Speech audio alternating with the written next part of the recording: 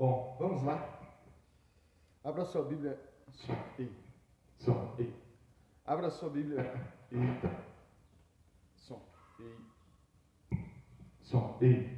Abra sua Bíblia comigo em Provérbios 29, verso 2. Mesmo texto que nós lemos a semana passada. Nós estamos na série Igreja Sem Paredes, desde fevereiro, o ano inteiro falando sobre a vocação da igreja para ir além dessas quatro paredes do prédio, do templo, onde ela se reúne, no nosso caso, todos os domingos pela manhã. E estamos o ano inteiro vendo biblicamente a vocação de Deus para o seu povo, além das quatro paredes, além do momento do culto onde nós nos reunimos, E neste mês de setembro, como a gente já havia antecipado em toda essa série desde o início dela, nós vamos falar nesse mês de setembro a respeito da relação do cristão com a política, como que é importante e se é importante o cristão se envolver com a política. Começamos a semana passada falando tratamos desse verso, Provérbios 29, 2, onde nós tratamos da parte A do verso, E hoje eu quero concluir esse verso tratando da parte B. O tema da semana passada foi pecado odiar política, onde eu mostrei a partir desse verso por que é pecado, E nós vamos continuar esse mês falando. Então vamos lá, vamos ler o verso, Provérbios 29, verso 2. Diz assim: quando os justos florescem, o povo se alegra. Quando os ímpios governam, o povo geme. Vamos ler mais uma vez. Quando os justos florescem, o povo se alegra. Quando os ímpios governam, o povo geme. Vamos orar mais uma vez. Senhor Deus, eis aqui a Tua palavra, Senhor. Fala aos nossos corações, ensina-nos a Tua palavra, como diz o texto de 2 Timóteo 3,16, que toda a Escritura é divinamente inspirada e apta para nos instruir na justiça e nos tornar aptos para toda boa obra. Que a Tua palavra cumpra o propósito dela nesta manhã e nos instrua na prática da justiça, para que possamos assim glorificar o Teu nome nesta terra. Amém? Vou ler mais uma vez. Quando os justos florescem, o povo se alegra. Vimos isso a semana passada. E resumindo, esse é o motivo pelo qual nós não podemos odiar, desprezar ou ser indiferente, à política. Por quê? Porque tem a ver com a alegria dos povos, tem a ver com a alegria do povo. O texto diz que quando os justos, aqueles que temem a Deus, aqueles que buscam fazer a vontade de Deus, apesar de não serem perfeitos, quando eles florescem, quando eles se multiplicam, ou quando eles governam, quando eles assumem uma posição de autoridade de governo, o povo se alegra. Esse deveria ser o objetivo final, e esse é o propósito da política: a alegria do povo, a alegria da comunidade, a alegria da sociedade, É para isso que os governantes devem trabalhar, é para isso que eles são chamados para exercer um cargo de autoridade, para trabalhar para o bem comum do povo, para a alegria do povo. E vimos isso a semana passada, Se você não viu, ou vai ver pela internet essa pregação, é bom que você procure aí e veja, porque é o complemento dessa pregação. E hoje eu quero tratar da parte B do verso, que diz assim: quando os ímpios governam, o povo geme. Se quando os justos florescem, o povo se alegra, o inverso diz que quando os ímpios governam, o povo geme. Para começar, quem são os ímpios? Porque o verso vai dizer que quando os ímpios governam. Quem são os ímpios na Bíblia? Quem são os ímpios na Bíblia? Primeiro parênteses que eu quero abrir nesta manhã. A Bíblia, embora eu não vou explicar isso aqui nessa pregação, mas a Bíblia faz uma distinção entre ímpio e pecador, Podemos dizer se o ímpio é um pecador? Sim. Mas a Bíblia faz uma distinção entre ímpio e pecador, Não são, vamos dizer assim, com todas as características, exatamente as mesmas pessoas. E eu não vou explicar essa diferença, só estou pontuando aqui, mas eu vou definir aqui quem são os ímpios na Bíblia.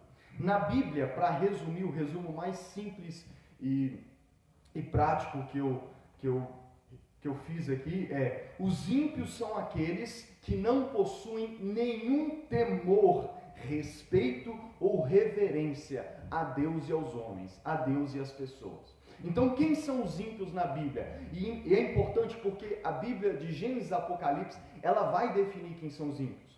Principalmente, se você lesse apenas os Salmos e Provérbios mesmo, você já teria uma noção de quem são os ímpios, porque a Bíblia vai descrever em muitos detalhes, com muitas características, quem são os ímpios. Mas, como nós podemos resumir? Os ímpios são aqueles que não têm nenhum temor, respeito ou reverência, em primeiro lugar, a Deus, por Deus, e em segundo lugar, pelas pessoas, né? Então esses são os ímpios. Os ímpios são aqueles que de forma extrema quebram o primeiro e o segundo mandamento, que é amar a Deus e amar o próximo como a ti mesmo. Esses são os ímpios. E olha, eu separei alguns versos dos salmos que definem, né, essa característica dos ímpios. Por exemplo, eles não possuem reverência ou temor a Deus. E olha o que o Salmo 10, verso 4 e 13 diz. Salmo 10, verso 4 e 13 diz assim: em sua presunção o ímpio não o busca. Está falando da Deus. Em sua presunção o ímpio não busca Deus. Não há lugar para Deus em nenhum dos seus planos. Olha a característica do ímpio. Em sua presunção, o ímpio não busca. Não há lugar para Deus em nenhum dos seus planos. Verso 13 do Salmo 10. Porque o ímpio insulta a Deus, dizendo no seu íntimo: de nada me pedirás conta. Então, olha as características do ímpio.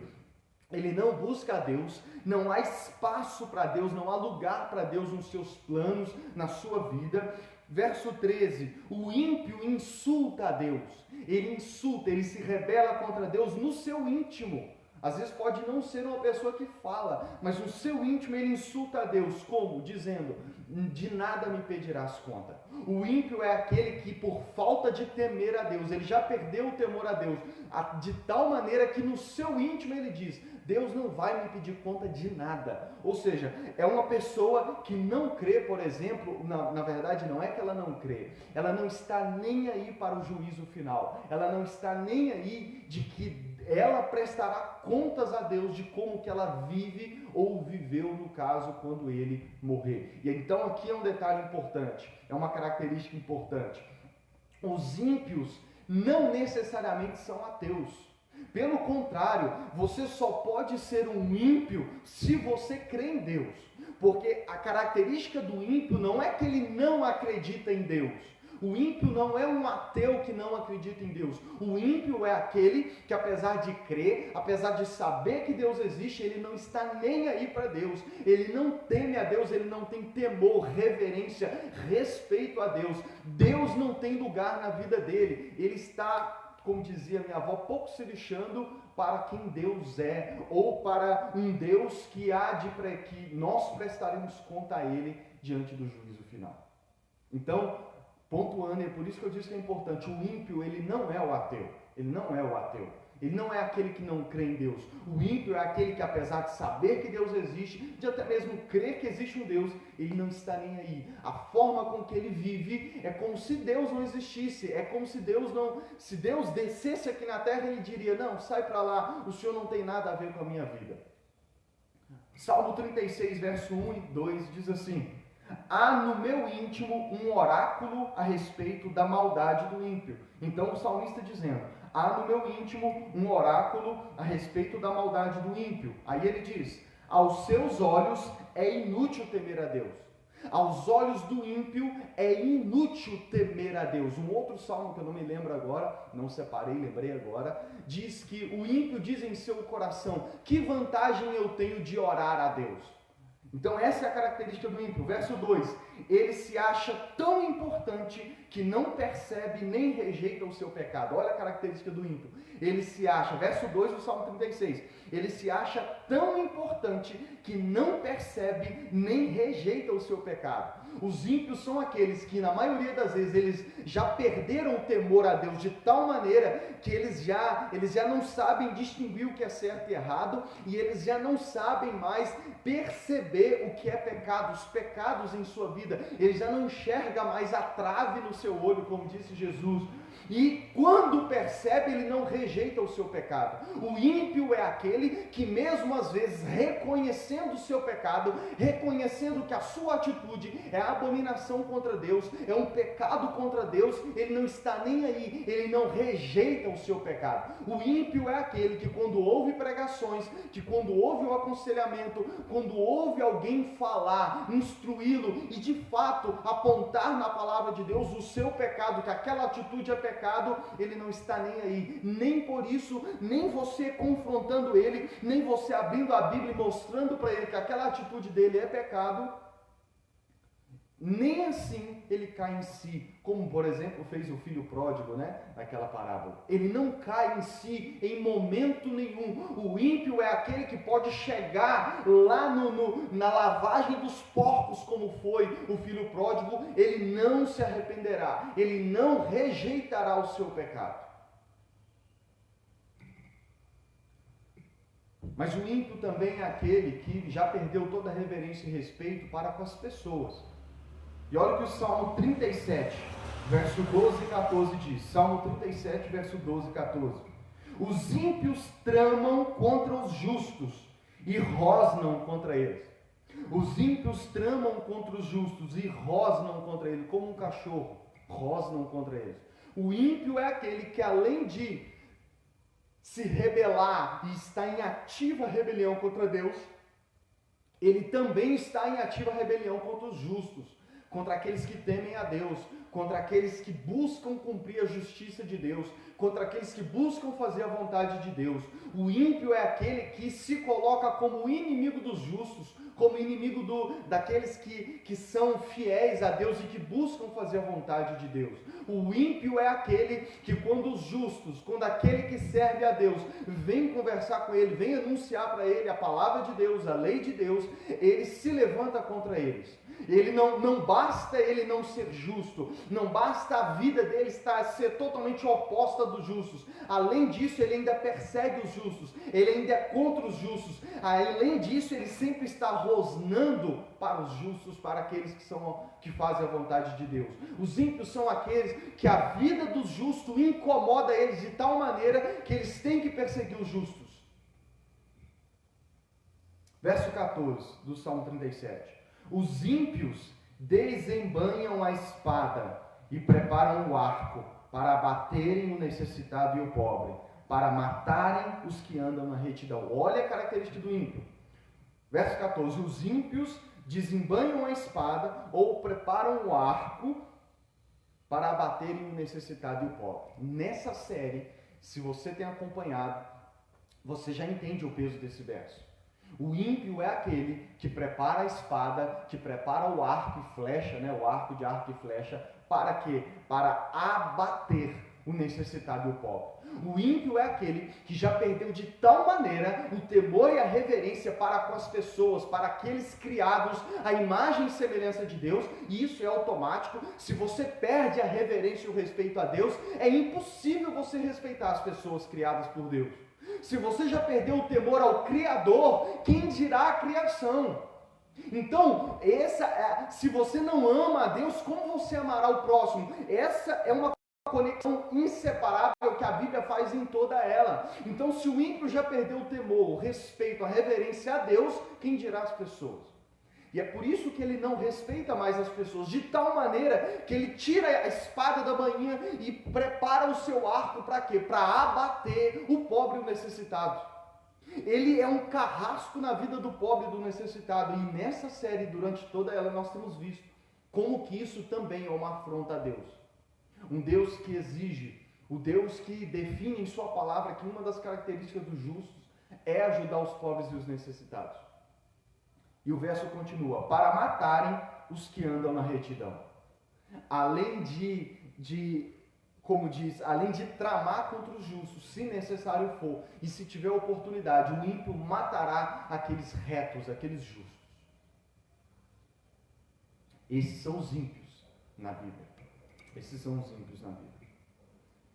E é por isso que o verso diz que quando os ímpios governam, o povo geme.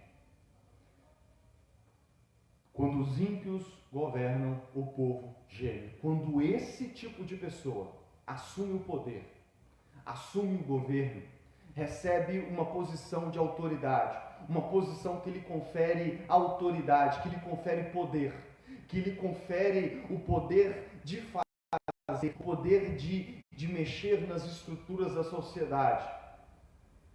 Quando os ímpios governam, o povo geme. Jesus, em Lucas 18, ensinando a importância de orar e não desanimar, ele conta uma parábola que eu quero ler ela aqui rapidamente, para você compreender um pouco um ponto dessa parábola que Jesus contou, que se encaixa nesse assunto, que talvez você nunca observou, focando no que de fato era o foco principal de Jesus, no dever de orar sempre e não desanimar. Mas a gente pode também olhar dessa perspectiva um ponto dessa história. Lucas 18, do verso 1 ao 6. Jesus disse assim: Então Jesus contou aos seus discípulos uma parábola, para mostrar-lhes que eles deviam orar sempre e nunca desanimar. Ele disse: Em certa cidade havia um juiz que não temia a Deus, nem se importava com os homens. Olha o ímpio. Jesus disse: havia um juiz, alguém na posição de autoridade, alguém na posição de influência na cidade. E Jesus diz que ele não temia a Deus e nem aos homens. Esse é o ímpio. E aí diz: e havia naquela cidade uma viúva que se dirigia continuamente a ele suplicando: faze-me justiça contra o meu adversário. Nós já pregamos na terceira temporada dessa série a importância das viúvas, como Deus quer que o seu povo cuide das viúvas. Então vai compreendendo essa parábola. E essa viúva chegava diante desse juiz para quê? Pedir justiça. Jesus não deu detalhes, mas por algum motivo essa viúva tinha um adversário, que por alguma razão podemos ter certeza que esse adversário a oprimia, estava cometendo injustiça contra ela. E o que essa viúva fez? Foi até o juiz para pedir que o juiz fizesse aquilo que Deus exige que ele faça, que é cumprir a justiça. Mas a Bíblia diz, Jesus vai contar nessa parábola, que assim, verso 4, por algum tempo ele se recusou, mas finalmente disse a si mesmo: embora eu não tema a Deus e nem me importe com os homens, esta viúva está me aborrecendo, está me importunando em algumas traduções. Vou fazer-lhe justiça para que ela não me venha importunar.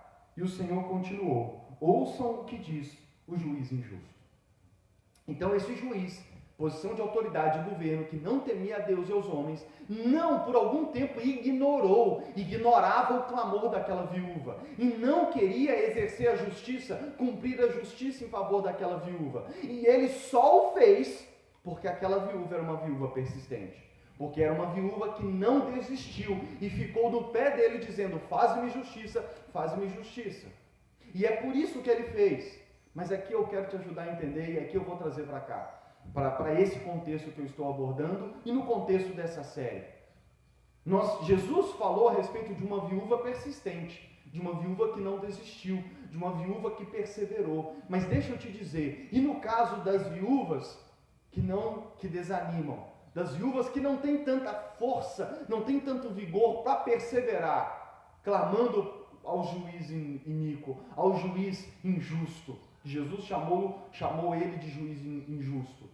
O que será, não só das viúvas, mas dos pobres, dos necessitados? O que será do povo que não tem tanta força, tanto vigor, como essa viúva da parábola de Jesus tinha? O que será dessas pessoas, desses injustiçados, desses oprimidos, se o juiz, se os governantes que estão no governo forem como esse juiz injusto da parábola de Jesus?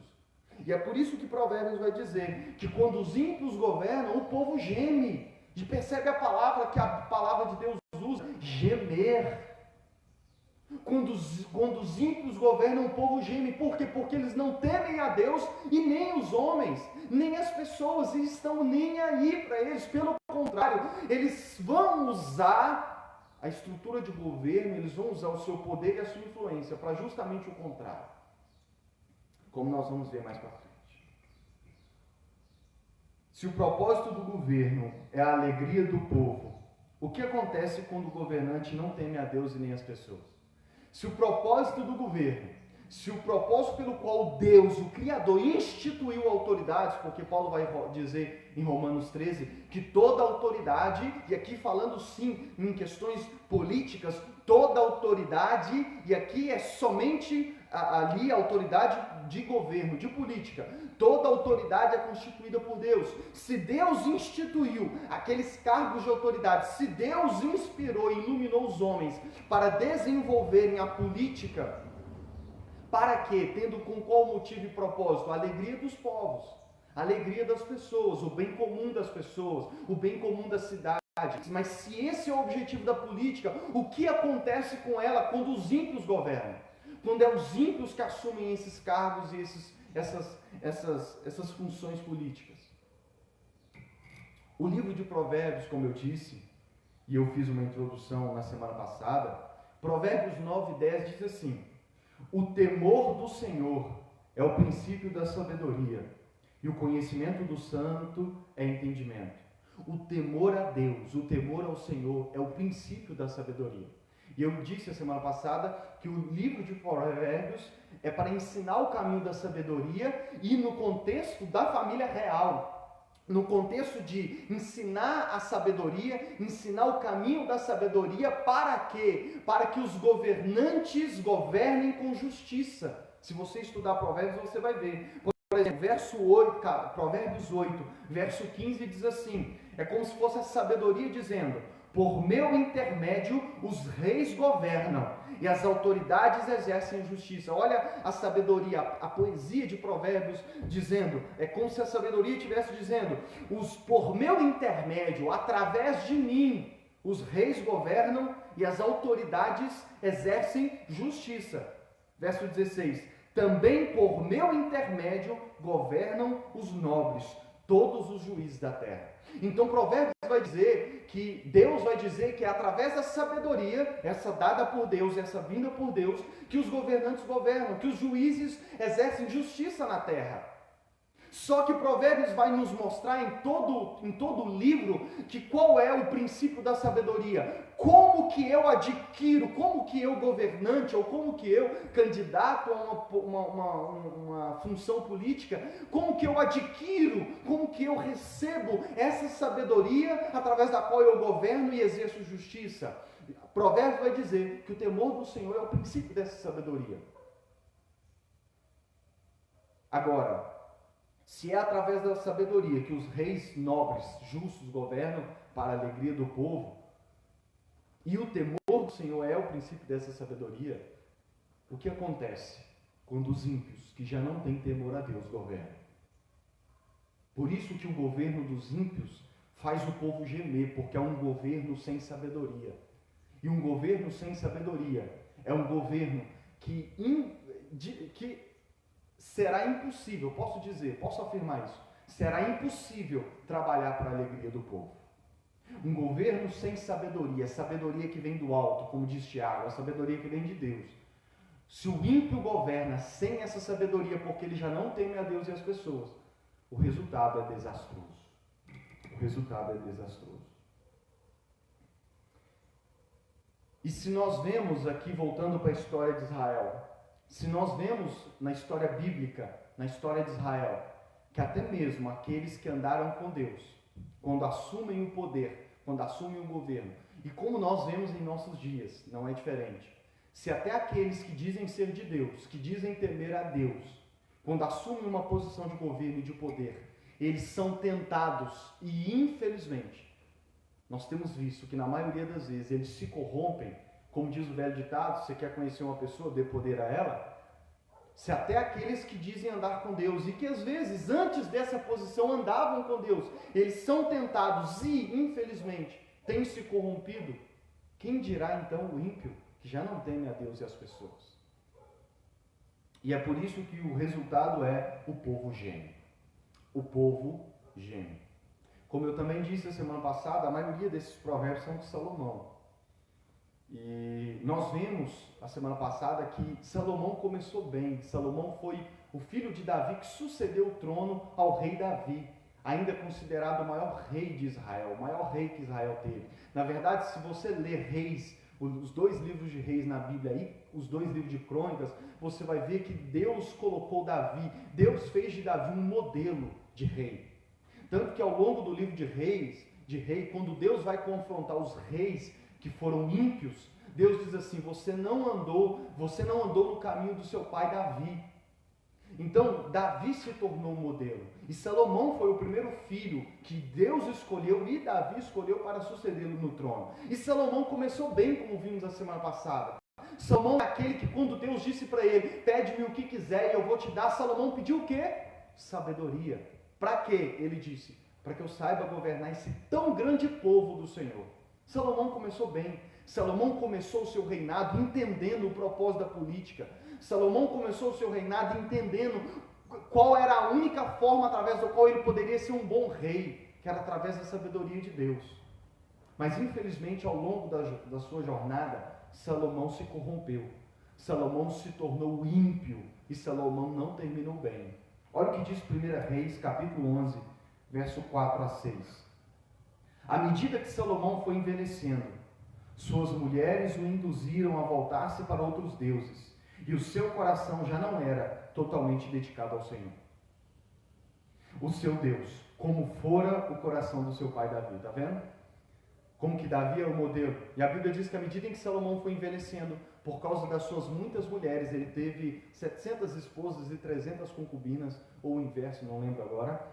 E a Bíblia diz que por causa das suas mulheres, porque ele se casou com mulheres de outros povos, porque ele se casou com mulheres idólatras que não temiam a Deus. À medida em que ele, lembra de Sansão, né? Se Sansão, um juiz, se corrompeu por causa de uma mulher, imagina Salomão tendo várias, né? Por isso, homem, abre parênteses aqui, não é vantagem nenhuma ter mais de uma mulher, tá? Nunca foi. Mas fecha parênteses aqui. Você conversa para outro dia. E você conversa para o ano que vem, onde nós vamos falar o ano inteiro sobre família. E aí diz, verso 6, dessa forma, Salomão fez o que o Senhor reprova. Não seguiu completamente o Senhor, como seu pai Davi. E qual que é o resultado disso? 1 Reis, capítulo 12, verso 3. Quando Salomão morre e o seu filho Roboão assume, olha o que a história diz. Verso 3 do capítulo 12, verso 3 e 4.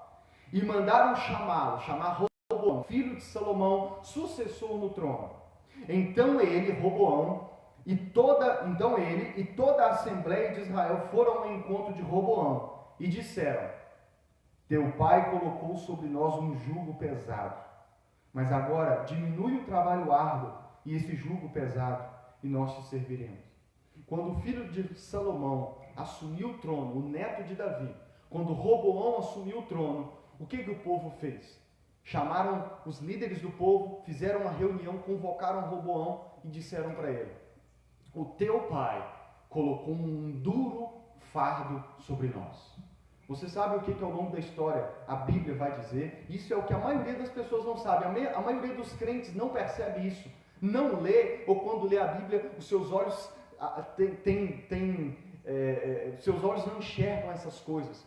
A gente sempre acha que Salomão foi o melhor rei, que por ser o homem mais sábio que já viveu, né? Com exceção de Jesus, é claro, sempre bom lembrar, por ser o homem mais sábio que já viveu, a gente sempre lembra de Salomão falando da sabedoria dele, lembrando da riqueza dele. Mas se você lê atentamente a história, Salomão, apesar da sua sabedoria, à medida em que ele foi envelhecendo, ele perdeu o temor a Deus, e por perder o temor a Deus, ele perdeu a sabedoria, e ele se tornou um rei duro, um rei que escravizou o povo, um rei que obrigou estrangeiros a trabalhar de forma escrava. E Salomão não foi um bom rei, apesar do seu reinado ter sido um reinado de paz. Esse reinado de paz e não ter havido guerra foi às custas do povo. Às vezes a gente acha que porque Salomão no reinado dele não teve guerra, o povo viveu feliz, e não. Nós vemos na história que o povo não viveu feliz. Salomão, o seu reinado não trouxe alegria para o povo, pelo contrário, o povo gemeu,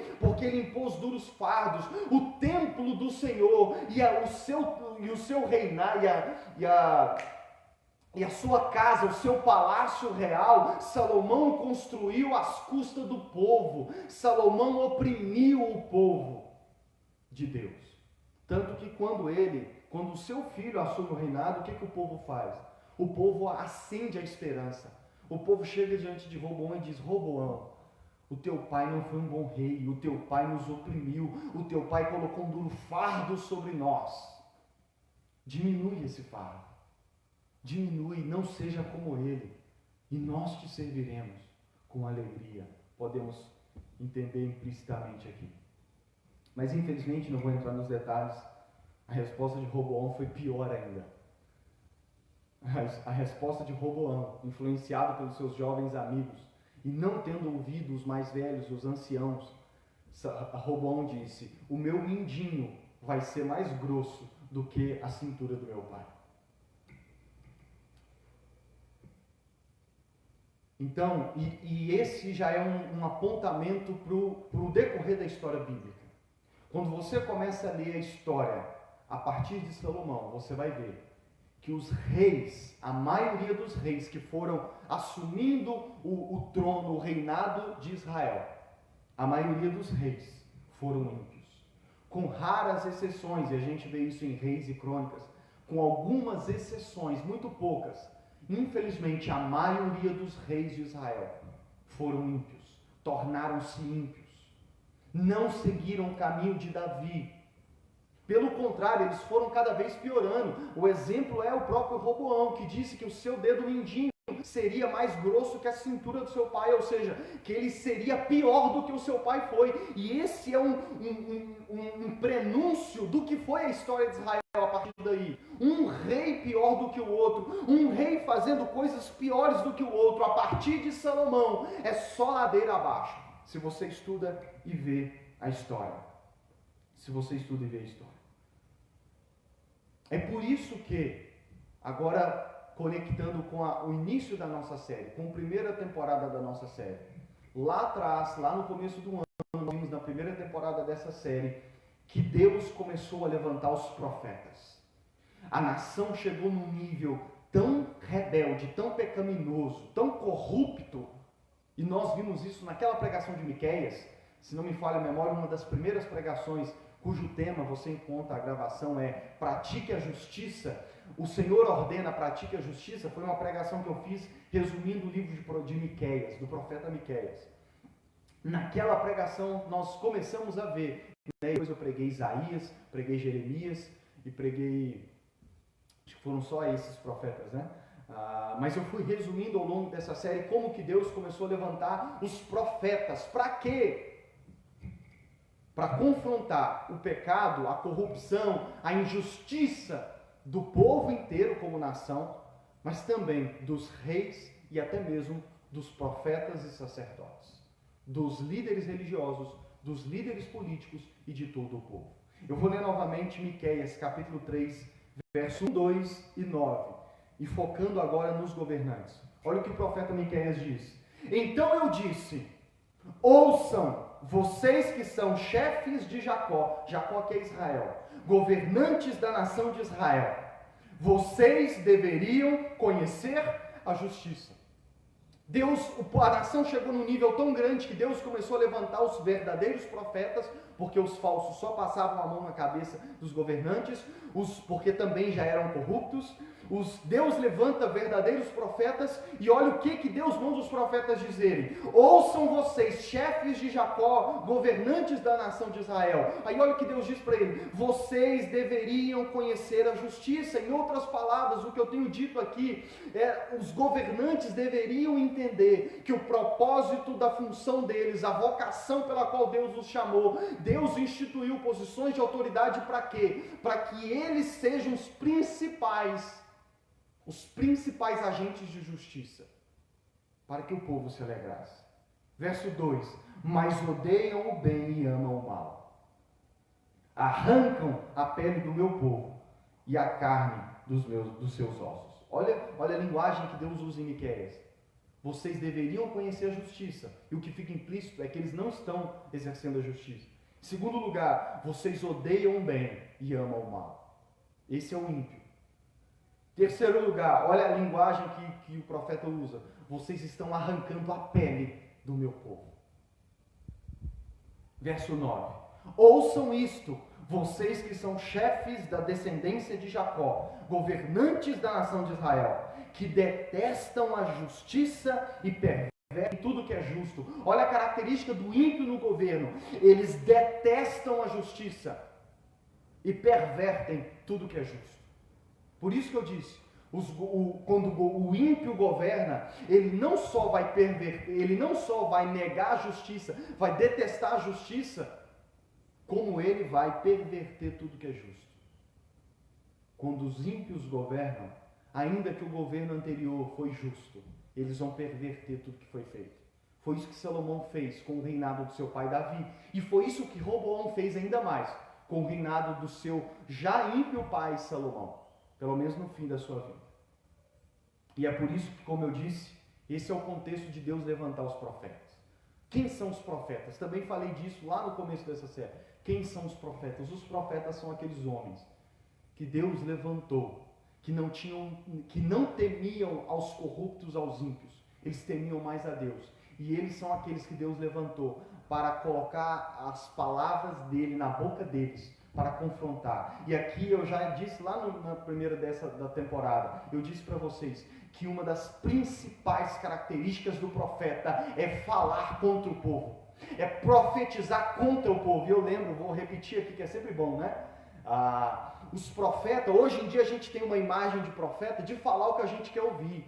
Eu fui num culto e lá tinha um profeta. Por quê? Porque ele revelou algo da minha vida, porque ele falou que Deus tem planos para a minha vida, porque ele falou isso que Deus vai fazer na minha vida, sendo que biblicamente a principal característica do profeta, e nós vemos isso nos profetas bíblicos, é profetizar contra o povo, contra os governantes, contra os reis, contra os falsos profetas, é anunciar a palavra de Deus dizendo: arrependam-se.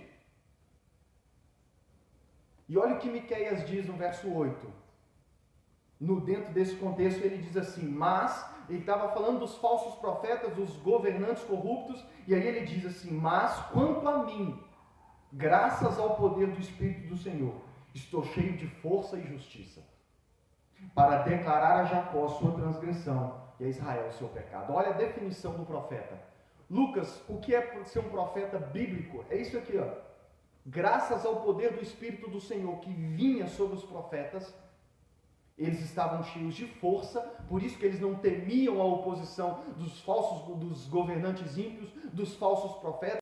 Nós vemos que os profetas verdadeiros de Deus, todos foram perseguidos. Se você ler Hebreus 11, a galeria dos heróis da fé, você vai ver tudo que eles sofreram. E é por isso que ele diz aqui, por que eles não retrocediam? Porque graças ao poder do Espírito de Deus, eles tinham força e justiça.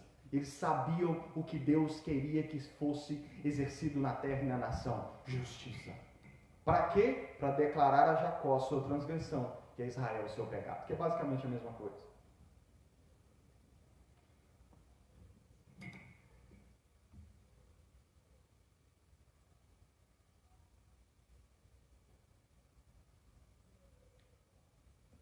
Mas nós vivemos no Brasil.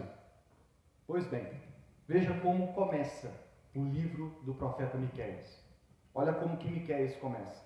Miqueias capítulo 1, verso 1. A palavra do Senhor que veio a Miqueias de Moresete, durante os reinados de Jotão, Acás e Ezequias, reis de Judá, a visão que ele teve acerca de Samaria e de Jerusalém.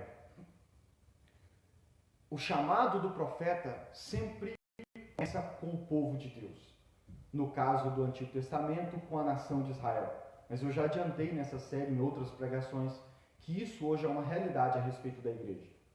Um chamado profético em nossos dias é um chamado para que o homem de Deus, o pregador, lembre em primeiro lugar a sua igreja, o povo de Deus, a respeito da vontade de Deus. Então, um profeta verdadeiro hoje não é aquele que aponta o dedo aos ímpios, aos pecadores. Um profeta verdadeiro hoje é aquele que aponta o dedo para o povo de Deus, para a igreja, e lembra-os e aponta-os à lei de Deus, à vontade de Deus, e principalmente ele vai lembrar a igreja, ele vai apontar para a igreja, ele vai dizer para a igreja os pecados e os erros que a igreja está cometendo. Esse é um verdadeiro chamado profético hoje em dia.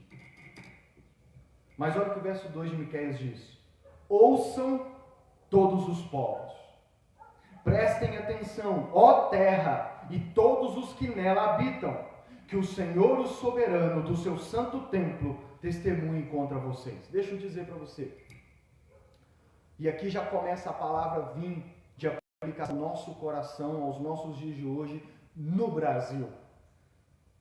Apesar de a maioria das profecias de Miqueias ser contra o povo de Israel, na época dele, no contexto dele, o livro de Miqueias começa com Deus dizendo: ouçam todos os povos, ó terra, todos os que nela habitam. Porque essa é a palavra de Deus. Essa é a palavra de Deus. A palavra de Deus que foi pronunciada por Deus para a época em que Miqueias viveu. Deus colocou a sua palavra na boca do profeta Miqueias para que ele anunciasse a nação de Israel na época dele, mas a palavra de Deus, Deus instituiu, Deus definiu, Deus quis em sua soberania, e é por isso que aqui o verso já define o Senhor soberano, através da sua soberania, que essa mesma palavra fosse anunciada a todos os povos. Porque é assim, eu já falei disso nessa série também, porque é assim, Deus começa com o seu povo, mas o objetivo é sempre todas as nações. É porque Deus sempre começa pelo seu povo para dar o exemplo. Então Deus começa através dos profetas. Deus sempre confrontou a corrupção do povo de modo geral, a corrupção, a injustiça, a opressão dos governantes políticos da nação de Israel, dos falsos profetas. Mas o livro de Miqueias, Deus já antecipa, Deus já diz: ouçam todos os povos. Por quê? Porque tudo que Deus fez com o seu povo e tudo que Deus faz com o seu povo é um anúncio a todas as pessoas, a todos os povos. Pedro, o apóstolo, vai dizer que o julgamento começa com a casa de Deus, mas que se estenderá a todas as nações. E o que eu estou querendo dizer aqui? Ouça Brasil, ouçam brasileiros, ouçam povo brasileiro, ouçam políticos brasileiros, não só os já eleitos, como os que já foram um dia, e também como aqueles que nesse mês de eleição, nesse ano de eleição, são candidatos políticos, independente da função. Ouçam todos os povos. Deus julgará os pecados sociais. Deus julgará os pecados sociais de injustiça, opressão. Deus julgará todas as nações. Deus não julgou apenas Israel. Deus julgará todas as nações. Deus julgará os governantes brasileiros, os políticos brasileiros. Todos que já governaram na história do Brasil. Todos que governam atualmente. E todos que estão já, ainda sendo candidatos, mas que ainda governarão o Brasil. Deus julgará. Deus julgará. Deus julgará os povos. Deus julgará todas as nações. Olha o que Apocalipse capítulo 10, verso 11 diz. Deus dando a revelação a João. Jesus aparecendo a João e revelando a João, se você já leu Apocalipse, as coisas que deveriam acontecer, que iriam acontecer no futuro, além da vida de João. Isso se refere a nós. Apocalipse 10, 11 diz assim. João diz: então me foi dito, é preciso que você profetize de novo acerca de muitos povos, nações, línguas e reis. Jesus concedeu visões a João a respeito de muitos povos, nações, línguas e reis. Isso inclui nós brasileiros. Isso inclui a nação brasileira. Apocalipse capítulo 15, do verso 1 ao verso 4 diz assim: vi no céu outro sinal, grande e maravilhoso, 7 anjos com as 7 últimas pragas, pois com elas se completa a ira de Deus. Vi algo semelhante a um mar de vidro misturado com fogo, e de pé junto ao mar, os que tinham vencido a besta, a sua imagem e o número do seu nome. Eles seguravam harpas que lhes haviam sido dadas por Deus, e cantavam o cântico de Moisés, servo de Deus, e o cântico do Cordeiro. Então, para você entender, João aqui, Jesus está dando para ele a revelação dos eleitos, dos salvos, daqueles que na eternidade creram no Evangelho e foram salvos pelo Cordeiro. E João está dizendo que viu eles após terem vencido a besta, o anticristo, o 666, eles estavam com harpas na mão e cantavam o cântico de Moisés e o cântico do Cordeiro. Por que o cântico de Moisés? Porque é um cântico que, se não me falha a memória, Êxodo ou Números vai registrar que Moisés criou, escreveu a letra e cantava na sua época. E Apocalipse diz que é o cântico do Cordeiro, que vai ser cantado pelos salvos, pelos eleitos na eternidade. Qual é esse cântico? Olha o que diz: grandes e maravilhosas são as tuas obras, Senhor Todo-Poderoso. Justos e verdadeiros são os teus caminhos, ó Rei das nações. Quem não temerá, ó Senhor? Quem não te temerá, ó Senhor? Quem não glorificará teu nome? Pois tu somente és santo. Todas as nações virão à tua presença e te adorarão, pois os teus atos de justiça se tornaram manifestos. Diante de tudo que eu já resumi aqui nessa série, nessa pregação, você já compreende esse texto. Você já compreende a canção de Moisés. Porque os eleitos, os salvos na eternidade, louvarão a Deus pelos atos de justiça de Deus. E aqui Deus já vai ter passado o juízo final, o julgamento final. Deus já vai ter julgado todas as nações, e é por isso que ele chama eles, ó Rei das nações. Quem não temerá, pois os seus atos de justiça se tornaram manifestos. Deus julgará a todas as nações. Deus julgará o Brasil como julgou Israel. Deus julgará todas as nações. Isso deveria nos fazer tremer. As pessoas costumam dizer, não me julgue, só Deus pode me julgar. E como diz um pregador, você não devia dizer isso feliz, rindo. Pelo contrário, isso deveria gerar temor no seu coração, porque as pessoas quando te julgam podem julgar errado, mas o Deus que há de te julgar, como você diz, é um Deus justo, e julgará com justiça. E eu quero finalizar dizendo que diante disso, a igreja hoje tem um chamado e uma responsabilidade profética. Se quando os ímpios governaram no passado, Deus levantou os profetas, os ímpios ainda governam hoje. Nós ainda temos hoje, em nossos dias, ímpios que governam, ímpios no governo. E hoje em dia, Deus não convoca profetas como foi no passado, com as características dos profetas do passado. Quem hoje tem um chamado profético é a igreja, são os cristãos, todos os cristãos. Todos os cristãos, a igreja, os verdadeiros cristãos, os eleitos, os salvos, aqueles que cantarão o cântico de Moisés na eternidade, todos eles, enquanto ainda estão nessa terra, enquanto ainda são cidadãos dessa terra, eles têm um chamado profético para profetizar contra todo o governo ímpio.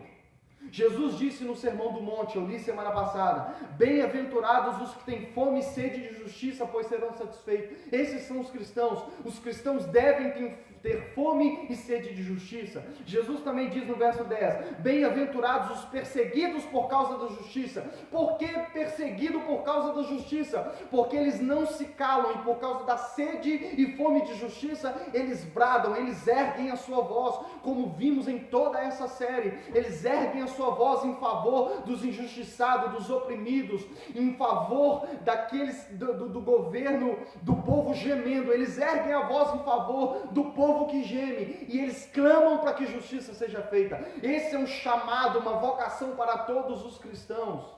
Quando os ímpios governam, a igreja tem que ser profética.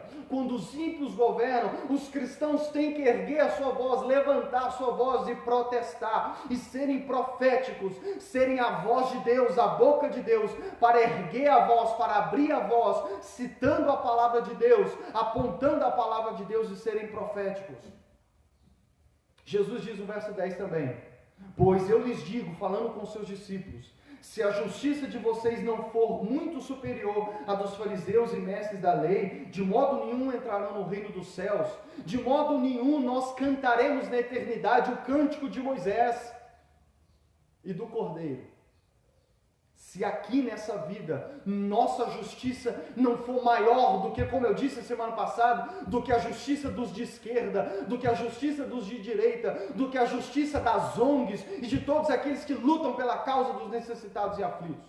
Nossa justiça, a justiça da igreja, a fome e sede de justiça da igreja tem que ser maior do que a de todos os outros grupos ou pessoas do mundo, da terra, do Brasil. O apóstolo Paulo diz em Efésios 8, em Efésios capítulo 5, do 8 a 11: porque outrora vocês eram trevas, falando dos cristãos, mas agora são luz no Senhor. Vivam como filhos da luz, pois o fruto da luz consiste em toda bondade, justiça e verdade. Bondade, justiça e verdade. Bondade, justiça e verdade. Justiça, justiça. Paulo está dizendo para os cristãos: antes vocês eram trevas, mas agora são filhos da luz. Então vivam como filhos da luz. E o fruto daqueles que são filhos da luz é bondade, justiça e verdade. Isso os cristãos devem viver, buscar e lutar para que seja estabelecido na terra. Bondade, justiça e verdade. Verso 11. Aí Paulo diz: não participem das obras infrutíferas das trevas. Não participem das obras infrutíferas das trevas, que é o inverso de bondade, justiça e verdade. As obras infrutíferas da terra, podemos dizer que é maldade, injustiça e mentira. E Paulo está dizendo: vocês cristãos que já não são mais trevas, não participem dessas obras. Antes, diz ele, exponham-nas à luz. O que é expor as obras das trevas à luz? É ser profético, é erguer a voz e clamar por justiça, bondade e verdade. Esse é um chamado do cristão para ser, como eu comecei essa série lá na primeira pregação em fevereiro, para ser sal da terra. Isso é verdadeiramente ser sal da terra. Paulo diz em Romanos 14:17: pois o reino de Deus não é comida nem bebida, mas justiça, paz e alegria no Espírito. O que é o reino de Deus? Quando Deus está reinando, qual é o fruto? O que é que consiste o reino de Deus? Justiça, paz e alegria no Espírito Santo. E às vezes nós cristãos estamos preocupados com bebida, se é pecado ou não beber, se é pecado ou não fazer tatuagem, e vários outros exemplos, se é pecado ou não cortar o cabelo. E nos esquecemos que o reino de Deus consiste de justiça, paz e alegria. Nós cristãos temos erguido a nossa voz, temos gritado para as coisas erradas, para questões que para Deus são secundárias, e temos esquecido o que realmente é importante e o que Deus, de fato, o que Cristo Jesus quer que a igreja faça. Quando os ímpios governam, a igreja deve exercer o seu ministério profético e clamar por justiça, bondade e verdade. E por que eles devem fazer isso? Finalizo. Porque o Evangelho. O que é o Evangelho? Nós podemos olhar para o Evangelho da seguinte perspectiva: o Evangelho é a boa notícia sobre a alegria eterna das nações. O Evangelho nós podemos também definir o Evangelho assim: o Evangelho é a boa notícia da alegria eterna das nações, dos povos. O que eu quero dizer com isso? Olha como finaliza o livro de Apocalipse. Olha como que Jesus revelou para João que será a eternidade. Então vi um novo céu e uma nova terra, pois o primeiro céu e a primeira terra tinham passado, e o mar já não existia. Vi a cidade santa, a nova Jerusalém, que descia do céu, da parte de Deus, preparada como uma noiva adornada para o seu marido. Ouvi uma forte voz que vinha do trono e dizia: agora o tabernáculo de Deus está com os homens, com os quais ele viverá. Eles serão os seus povos. O próprio Deus estará com eles e será o seu Deus. Ele enxugará, Deus enxugará dos seus olhos, dos olhos dos povos, das nações, de todas as tribos e línguas. Deus enxugará dos seus olhos toda lágrima. Não haverá mais morte, nem tristeza, nem choro, nem dor. O que é a eternidade? É Deus enxugando dos olhos de todos os povos, de todas as nações e tribos,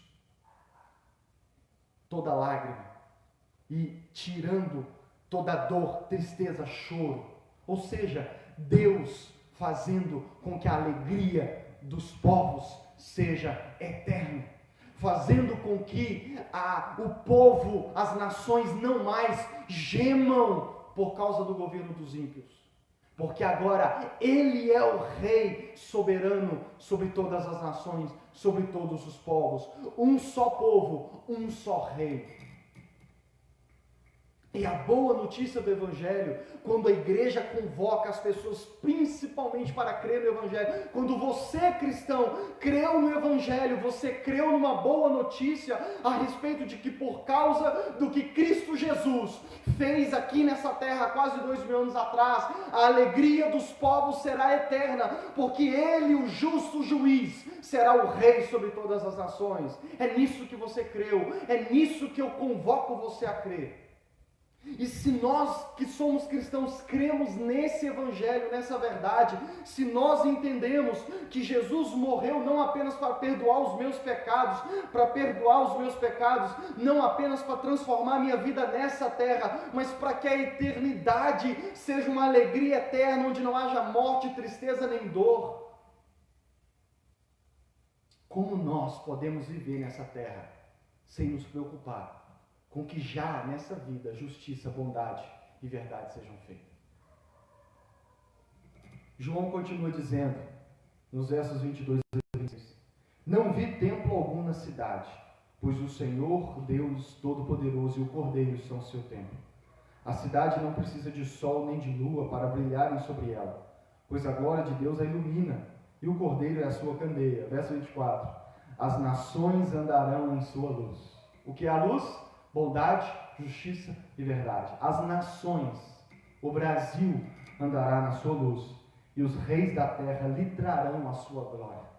Os governantes, os políticos da terra trarão a sua glória aos pés do Cordeiro. Suas portas jamais se fecharão de dia, pois ali não haverá noite. A glória e a honra das nações lhe serão trazidas. Nela jamais entrará algo impuro. Nela jamais entrará algo impuro, nem ninguém que pratique o que é vergonhoso ou enganoso, mas unicamente aqueles cujos nomes estão escritos no livro da vida do Cordeiro. Essa é a eternidade. Essa é a boa notícia do Evangelho, de que o nosso Senhor, há quase 2000 anos atrás, foi entregue naquela cruz, para que possamos ter certeza de que um dia isso aqui acontecerá. Isso acontecerá. A alegria dos povos, das nações, será eterna. Será eterna.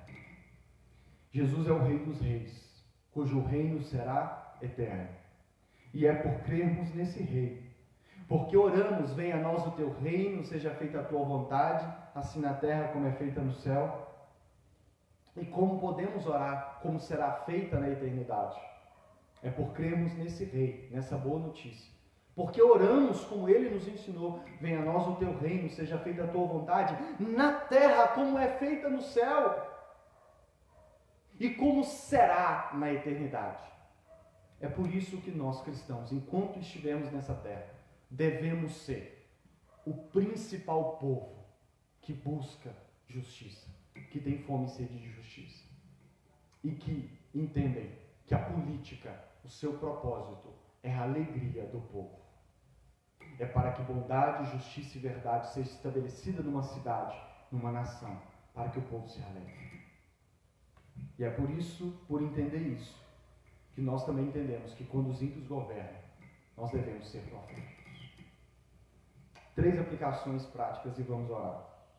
Em primeiro lugar, não existe nenhum governo totalmente justo. Todos são em alguma medida ímpios. Não existe nessa terra nenhum governo que seja justo, 100% justo. Todos em alguma medida é ímpio. Todos em alguma medida vai ter coisas justas e coisas injustas. Nem mesmo um presidente verdadeiramente cristão tornaria o governo justo. Vou repetir. Preste atenção em cada palavra. Nem mesmo um presidente verdadeiramente cristão tornaria um governo justo. Por quê? Porque não existe apenas governantes ímpios, existe uma estrutura de governo ímpio.